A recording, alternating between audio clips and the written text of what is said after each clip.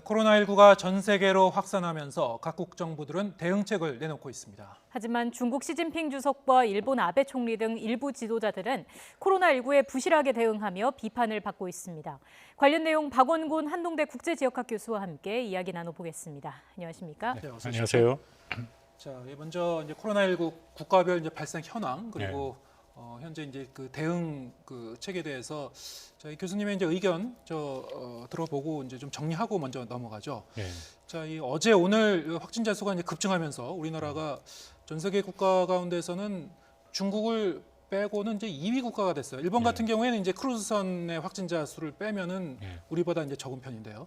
자, 이렇게 되니까 자, 이 자국 유입에 이제 그걸 이제 우려하는 거겠죠. 그래서 이제 한국인 입국을 이제 제한하는 국가가 지금 나오고 있다고요. 그렇습니다. 근데 뭐 전체적으로 대응을 볼 때 사실 지정학적 위치도 봐야 되고 그리고 또 그 중국과의 인적 교류 수준도 봐야죠. 그러니까 그런 측면에서 사실 한국은 바로 인접한 국가고 교류 수준도 높고 일본도 이제 비슷한 상황이고요.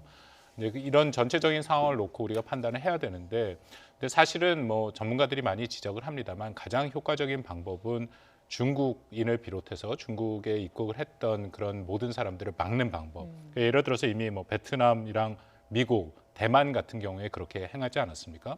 그 국가들은 사실은 잡았죠. 그래서 숫자가 굉장히 작은데 한국이랑 일본 같은 경우에는 후베이성을 제외하고는 여전히 그 출입을 막진 않는, 입국을 막지 않는 그런 상황이 지금 진행이 되고 있고요. 만약에 그런 식으로 따진다면 뭐 가장 강력한 조치를 한 것은 북한이죠. 북한은 아예 국경을 봉쇄해 버렸으니까. 근데 또 북한 입장에서는 워낙 방역 체계라는 것 자체가 굉장히 낮습니다. 그리고 사실은 확진이나 여러 가지 그런 시설조차도 좀 부족한 면이 있고요. 또 치료 방법도 없고 그래서 일종의 고육직책을 보였다라고 생각이 되고. 근데 그 외 국가도 지금 나옵니다만 뭐 러시아 같은 경우에는 중국인의 일시 입국 금지를 했고. 근데 가장 뭐랄까요? 공개되고 이렇게 개방된 거는 캄보디아였죠. 그래서 아시다시피 크루즈에 전체적으로 국가들이 다 받아들여지지 않았는데 캄보디아는 받아들여서 또 크루즈에 있던 그 사람들, 승객들이 다 하선을 했습니다만 문제가 또 확진자가 나오고 그래서 국가마다 지금 사실은 굉장히 위기에 있다라는 것은 맞는 것 같습니다. 예, 각국의 대응에 대해서 말씀을 해주셨는데 지금 중국 내에서는 시진핑 주석에 대한 뭐 비판 여론이 좀 거센 상황인 것 같습니다. 주로 어떤 얘기가 나오고 있습니까? 뭐 있습니다. 특히 아시다시피 중국이라는 국가 자체는 이 SNS라 인터넷 모든 미디어를 상당히 통제를 하죠. 그럼에도 지금 시진핑 주석에 대한 비판의 목소리가 적지 않게 들리고 있고요. 가장 큰 것은 뭐 역시 그 지식인들, 그 교수들이 나서서 많이 비판을 합니다. 대표적인 인사가 이제 칭화대 시량릉 교수 같은 경우에는 중국의 SNS에 아예 분노하는 인민은 더 이상 두려워하지 않는다라면서 시진핑 주석을 직접 겨냥해서 시진핑 주석의 문제다라고까지 얘기를 했거든요. 물론 뭐 중국 당국은 그런 게 있으면 그때그때 이것을 삭제를 합니다만 이런 식의 시진핑 주석의 문제 제기를 하는 그런 글들이 SNS에 지금 지속적으로 올라오고 있다라는 것이 가장 문제 중에 하나죠. 그러니까 중국 당국의 입장에서는. 사실 이제 중국민 그 내부적으로는 좀 부글부글 끓고 있을 것 같습니다. 이렇다 보니까 중국의 여론 통제 실태에 대한 이제 불만이 계속 이제 제기되면서 자, 일각에서는 이제 제2의 천안문 사태가 될 거다. 뭐 이런 얘기도 나오고 있는 것 같아요. 네, 그렇습니다. 어떻게 평가하시는지요? 예, 천안문 사태는 기억들을 하실지 모르겠지만 사실 이 덩샤오핑, 등소평이죠. 등소평 후계자로서 후오 야방이 그 화국봉, 우리로 그렇게 읽습니다만 후계자가 됐는데 당시에도 그 일종의 데모가 있었습니다. 학생 시위가 있었습니다. 근데 그걸 미온적으로 대처해 갖고 89년 4월 달에 이제 물러나게 되고요. 89년 4월에 사망을 하게 되죠. 근데 6월 달에 그 사망을 애도하는 집회가 결국 티엔만만 천안문 사태로 연결돼서 아주 대규모의 지금 사상자가 뭐 정확히 밝혀지지 않을 정도로 대규모 민주화 시위가 있었지 않습니까? 지금 그런 얘기가 나오는 것은 사실입니다. 지금 핵심적으로 중국 정부 당국이 계속 언론을 통제하고 있고 그리고 굉장히 급속한 속도로 코로나19가 지금 펴지고 있는 상황에서 시진핑 주석은 지금 모습을 보이지 않고 사실 지금 핵심 우한 지역에 아직도 한 번도 가지를 않았거든요. 시진핑 주석이. 그런 것에 대한 적지 않은 비판의 목소리가 있어서 이것이 이제 체제에 대한 도전까지도 될 수 있다라는 의견이 지금 조심스럽게 제시되고 있는 그런 상황입니다. 네. 이런 가운데 양회까지 연기가 될 가능성이 나오고 있는 상황인데 그만큼 지금의 상황이 좀 심각하다라고 보는 의견이 있을 것 같습니다. 양회를 그 전에 안 한 적이 있었습니까? 양회를 안 한 적은 없었죠. 그러니까 사스를 우리가 기억을 하면 좋겠는데 2003년 사스 사태도 매우 심각하지 않았습니까? 예. 그때도 양회를 했습니다. 양회라는 것은 중국의 가장 중요한 정치 행사죠. 그래서 전국인민대표자회의랑 그 전국인민정치협상회의 두 가지인데요. 중국에 있는 주요 정치인들 한 5천 명이 다 모입니다. 그리고 한 장소에 모이기 때문에 사실 지금 할 수는 없죠. 네. 전국에서 다 모여야 되고 한 장소에 5천 명이 있는데 혹시라도 감염이 되면 중국의 핵심 정치 엘리트들이 다 문제가 생기는 거기 때문에 연기를 하는 지금 뭐 그런 결정을 할 수밖에 없었다라고 보입니다. 네. 자, 사실 이제 이번 그 신종 코로나 사태가 처음 이제 보고됐었던 것이 이제 원인 불명의 이제 폐렴이 이제 보고된 게 작년 12월 말이었단 말이죠. 그런데 이제 중국 당국이 이제 적극적으로 대응하고 뭐 우한을 봉쇄하고 이러는 게 이제 1월 23일이었으니까 네. 그 시차 동안에 도대체 뭐 한 건가? 여기에 대한 이제 문제제기가 계속 있었어요. 근데 네. 여기 대해서 이제 중국 당국은 시진핑 주석이 뭐 1월 7일에도 관련 그 회의를 갖다 적극적으로 주재를 했다. 근데 세부 내용을 보면 좀 다른 얘기가 나오고 있는 것 같습니다. 네, 그렇습니다. 가장 중요한 것은 현지의 모습을 보이지 않았다라는 예. 비판이 매우 큰 거죠. 중국도 그렇고 사실 북한도 그런데 중국과 북한 같이 한 일당 체제에서는 그 지도자가 워낙 굉장히 상징적인 의미가 있지 않습니까? 네. 그 지도자가 이른바 현지 지도랍니다. 예. 그래서 무슨 문제가 있으면 직접 현지에 가서 상황을 보고 이제 명령을 내리고 지시를 내리는 게 매우 중요한 그런 모습인데요. 말씀드린 것처럼 우한에 결국 시진핑 주석이 나타나질 않았죠. 네. 근데 여태까지 중국 지도자들 보면 예를 들어서 마오쩌둥 같은 경우에 직접 전쟁을 치르지 않았습니까? 예. 그 덩샤오핑 같은 경우에도 개혁 개방을 하면서 거기에 대한 반발이 있으니까 이른바 이제 남순 강화라 해갖고 직접 예. 그쪽 남쪽의 도시들을 도는 모습을 보였고 가장 지금 비교가 많이 되는 게 후진타오 전 주석 같은 경우에는 당시 이제 스촨 대지진이 있지 않았습니까? 네. 네. 근데 대지진 현장에 직접 뛰어갔죠.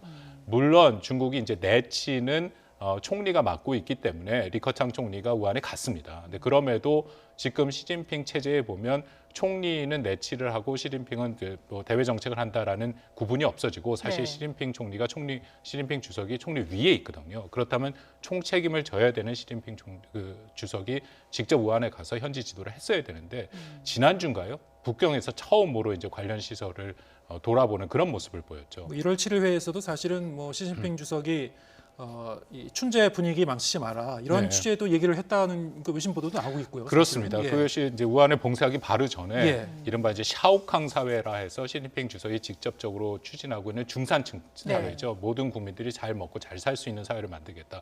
그 얘기를 했습니다. 예. 그리고 나서 바로 다음날 우한을 봉쇄를 했거든요. 그러니까 중국 인민의 입장에서는 아니 지금 당장 죽고 사는 문제에 걸려 있는데 네. 그런 네. 얘기를 하고 또 시진핑 주석이 거기에선 직접적으로 이 우한 폐렴, 이 코로나 바이러스에 대한 얘기를 안 했다라고 지금 알려져 예. 있거든요. 예. 그러니까 그런 모든 문제들의 정확한 사실은 좀 더 밝혀지긴 해야지만 이제 그런 것들에 대한 중국 인민들의 지금 불만이 매우 높은 그런 상태라고 생각이 됩니다. 예. 저희가 추정을 해보자면은 이게 결국에는 정치적 계산이 좀 깔려 있다라고 볼 수 있습니까? 정치적 계산이 있는데 정치적 계산을 조금 잘못한 거죠. 예. 그 말씀드린 것처럼 원래 주석이라는 인물은 직접 현지 지도를 가고 현장에 빨리 움직였으면 설사 이것이 퍼지더라도 나름대로 시진핑 체제와 주석은 잘 움직인다라는 그런 또 중국 사람들의 인식이 있었을 네. 텐데 계속 말씀드린 것처럼 리커창 총리를 앞세우고 시진핑 주석은 발언도 없었고 상당 기간 뒤에 있었거든요. 공식 네. 얘기가 없었죠. 그러니까 전체적으로 지금 중국 사람들이 생각하고 있는 여러 가지 모습들을 보면 과연 시진핑 체제 자체가 또 이전과는 다르게 시진핑 주석 한 명한테 권력을 지금 모아주는 상태고 예. 2022년까지가 임기인데 뭐 종신 주석직 얘기도 나오는 예. 그런 상태 아닙니까? 그러니까 오히려 더 책임은 크고 자신의 권리는 찾아가는데 그만큼 책임을 지지 않는다. 이제 그런 목소리들이 커지고 있는 것이죠. 이제 권위가 그 권력이 한 사람에 집중된 이런 체제의 특성상 네. 사실은 이제 지도부가 판단을 잘못했었다 이렇게 좀 인정하기도 좀 어려운 그런 상황인 것 같습니다. 지금은 예. 뒤로 물었을 예. 수도 없는 거고 책임을 예. 인정하는 순간에 훨씬 더 큰 뭔가 문제가 생길 수 있죠. 예. 네. 자, 이 시진핑 주석이 이제 올해 경제 사회 발전 목표 달성에 자신이 있다 이런 입장인데 사실 뭐 코로나19 이 사태로 인해서 경제에 대한 게 타격이 만만치 않을 것 같습니다. 예, 그렇습니다. 뭐 다양한 지금 예측이 나오는데 제로 성장까지 얘기가 나왔습니다. 예, 제로 성장까지요? 1사분기 지금 4월까지의 1사분기에 0%의 성장까지도 가능하다라고 지금 뭐 얘기도 나왔고요. 네. 보통 많이 봐도 이제 4%, 블룸버그 같은 데서는 4% 정도 성장에 머무를 것이다라고 중국에서 최근에 0% 성장을 한 적은 없었죠? 없었고요. 예. 4% 성장도 GDP의 통계를 내기 시작한 예. 이후에 한 번도 없었습니다. 예. 이제 그런 상황이었고 사스랑 비교하면 그때도 여전히 원래 10% 성장을 하다가 한 9%, 8%까지 내려갔거든요. 근데 바로 10%로 회복을 했습니다. 물론 그때는 지금보다 성장률이 높을 때니까 그렇게 볼 수 있다 하지만 전체적으로 지금 중국의 성장률이 말씀드린 것처럼 0%에서 최대치 보더라도 4% 정도밖에 안 나오고 있는 그런 어려운 상황이고요. 아무리 네. 중국 같은 체제라고 하더라도 0% 성장이라고 그러면 이제 정치 사회적으로 상당히 좀 혼란스러워질 수 있는 거 아닙니까? 0%는 아마 최저치고 그거보다는 좀 높게 나올 것 같습니다. 예. 그럼에도 지금 나타나는 현상들을 보면 일단 대부분의 사람들이 이동이 자유롭지 않고 네. 그렇다면은 뭐 경제 활동이 사실상 멈춘 거고 그리고 공장 같은 경우에도 우리도 지금 타격이 있지 않습니까? 중국이 모든 그 주요 소비재를 다 하고 있고 그래서 우리 자동차 사업 같은 경우 산업 같은 경우에도 지금 일단 중단 상태고 이른바 이 세계 공급 사슬의 핵심적인 위치를 차지하고 있는데 이제 그런 모습들이 계속 진행이 되고 있고요. 그 관건은 과연 이것이 얼마만큼 계속 갈 것이냐라고 첫 번째 관건이고 또 하나는 이 사스가 아니라 신종 코로나 바이러스가 처음 시작된 곳이 중국 남부의 공업지대입니다. 네. 우한문을 비롯해서 핵심 지역에서 시작이 됐거든요. 그러니까 그만큼 중국 경제에 대한 타격이 크다. 그렇게들 알려져 있습니다. 이걸 얼마나 빨리 극복할지가 관건일 것 같은데 그럼 G2 국가라는 그 위상 자체에는 문제가 없을까요? 뭐 여러 가지로 지금 손상이 되고 있는 것은 사실이죠. G2라는 것이 국력만뿐만 아니라 여러 가지 이런 특히 위기 상황에서 이것을 어떻게 다루냐가 문제인데 네. 이게 뭐 권위주의 국가에 나타나는 현상도 있지만 권위 국가를 통해서 또 이 대처 자체도 권위주의 국가 힘이 있지 않습니까? 그래서 어떻게 보면 대처를 더 잘할 수도 있는데 대처가 좀 부족한 면이 분명히 있었죠. 말씀 예. 나눈 것처럼 거의 7주간을 지금 공백 기간이 있었다는 예. 거니까 그 시간에 빨리 알리고 우한을 봉쇄를 했으면 여기까지 안 간다라는 게 대부분 전문가들의 그런 판단인데요. 그렇다면 과연 중국이 앞으로 이 세계의 여러 가지 질서를 이끌어 만한 국가가 될 수 있느냐라는 것에 대한 적지 않은 문제 제기가 있었고요.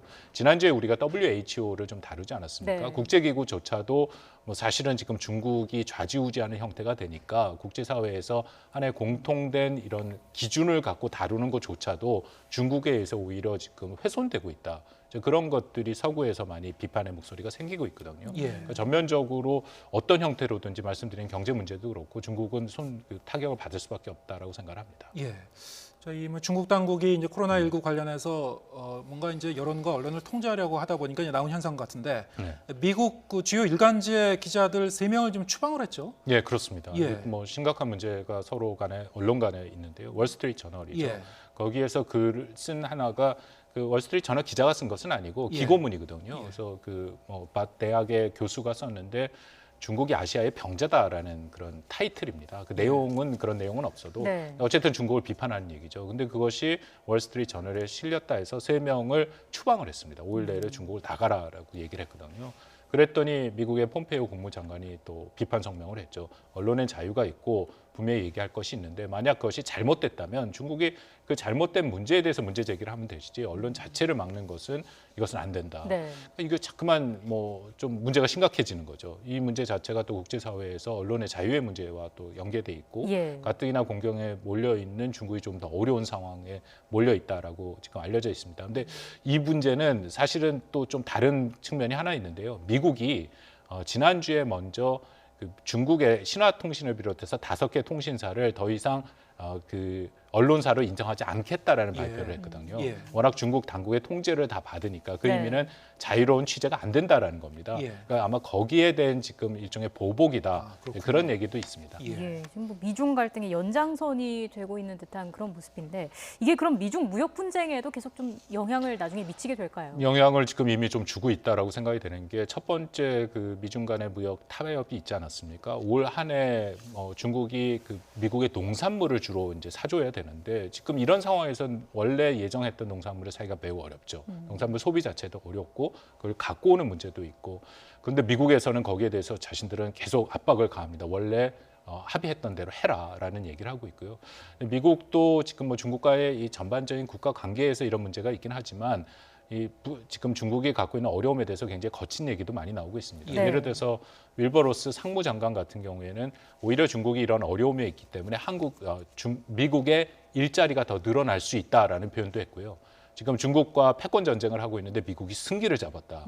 뭐 제 판단에는 썩 적절한 표현 같지는 않은데 예. 이제 그런 얘기들도 나와 있고 그러니까 전반적으로 미중 간의 갈등의 모습이 지금 부각돼서 좀 우려가 됩니다. 예. 시간이 뭐 짧게 남았는데요. 일본 상황도 잠깐 짚어보겠습니다.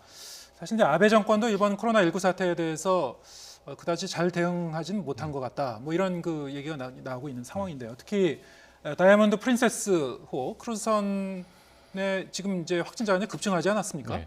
이게 이제 그 일본 정부가 이른바 이제 미즈기와 네. 방역 대책, 자 이런 정책을 피는 바람에 이제 이게 더 확진자가 늘어난 거 아니냐 이런 얘기가 나오고 있죠. 네, 그렇습니다. 일본도 제대로 대처하지 못한 모습이 분명히 보이고요. 예. 말씀하신 이제 미즈기와 방역 대책이라는 것이 두 가지 방향으로 쉽게 얘기하면 그게 어떤 겁니까? 그러니까 일본이 두 가지 방법으로 이번 사태를 대처를 했는데요. 네. 첫 번째는 일단 우한에 있는 자국민들을 철수시켰습니다. 한국이랑 예. 비슷한 방법으로. 또 하나의 방책은 항만과 공항으로부터 입국하는 모든 이제 가능성 있는 걸 막겠다라는 예. 거였거든요. 그래서 그 방역 대책에 따라서 다이아몬드 프린세스호를 못 들어오게 한 거죠. 육지에 들어오지만 못하게 항만과 공항에서 미리 그냥 막아버리는 거예요. 예. 근데 그것이 실수가 거기가 결국 지금 알고 보면 사실상 오히려 모든 그 바이러스가 거기서 다 퍼진 형태로 네. 가지 그 안에 뭐 않았습니까? 고령자도 계시고. 예. 그러니까 거기 여러 가지 이유가 있다 보는데요. 일본 자체가 워낙 이 뭐랄까 프로토콜이 매우 중요한 사회이기 때문에 예. 이게 유연성이 없는 것은 맞습니다. 예. 지난번에 우리가 뭐 일본의 그 대지진도 그렇고 여러 가지 경험을 했을 때도 이렇게 즉각 대체하는 것이 좀 부족한 모습이 있었거든요. 잘못된 것이 알았으면 빨리 움직였으면 되는데 네. 그게 첫 번째고 두 번째는 역시 일본도 올림픽을 생각을 하고 있는 거죠. 네. 그러니까 올림픽을 생각하고 있는데 지금 만약에 확진자 숫자가 늘어나면 예. 그 올림픽에 대한 문제가 있을 수도 있다. 예. 그 세 번째는 아베 수상 자체가 지금 최근에 다른 스캔들, 이게 벚꽃놀이 스캔들이라고 해서 그걸로 인해서 전체적으로 지지도가 떨어지고 있는 상태거든요. 그러니까 여기서 이것을 좀 잘못 대처를 하면 자신의 지지도가 더 떨어진다라는 판단인데 오히려 대처가 지금은 결과적으로 더 안 된 그런 형태로 나타나서 일본의 아베 그 지금 내각도 여러 가지 어려움을 겪고 있다. 예. 그렇게 알려져 있습니다. 도쿄 올림픽 같은 경우에는 뭐 7월이니까 아직은 뭐 한 5달 정도 남아 있긴 합니다만 저기 뭐 장기화될 경우에는 어떤 영향을 줄지 잘 지켜봐야 될 것 같습니다. 예. 자, 박원건 한동대 국제지역학 교수와 얘기 나눴습니다. 고맙습니다. 고맙습니다.